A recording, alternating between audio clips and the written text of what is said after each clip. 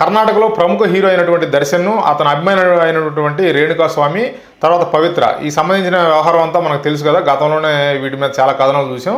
ఇప్పుడు ఏమైందంటే ఆ రేణుకాస్వామి అనే అభిమానిని దర్శన్ను కొంతమంది కిరాయి హంతకులను పురమాయించి అతను హత్య చేయించడం అయితే జరిగింది.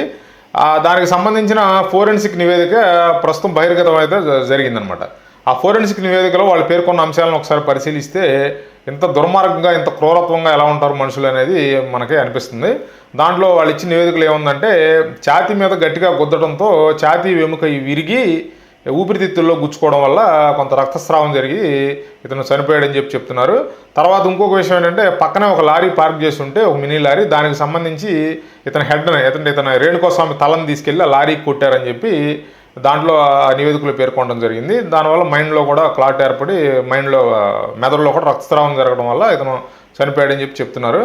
అంటే ఈ దర్శన్ అనే వ్యక్తి ఈ పవిత్ర అనే ఆవిడతో అక్రమ సంబంధంలో ఉండి ఉచ్చ నీచాలు మర్చిపోయి సొంతగా తన అభిమాని అంటే అతను ఆ ఎదుగుదలకి తోడ్పడినటువంటి అది అభిమానినే చంపే స్థాయికి దిగజారాడంటే ఈ అక్రమ సంబంధాలు అనేవి ఎటువైపు ఎంత దారుణాలకు దారితీస్తాయనేది మనం అర్థం చేసుకోవాలి.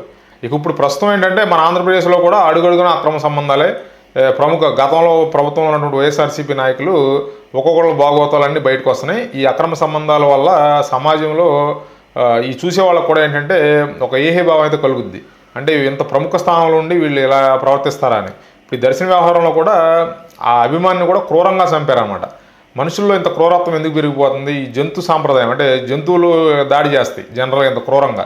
అట్లా ఈ క్రూరత్వం అనేది ఈ మనుషుల్లో ఎక్కువైపోతుంది అనేది మనకి ఈ సంఘటన బట్టి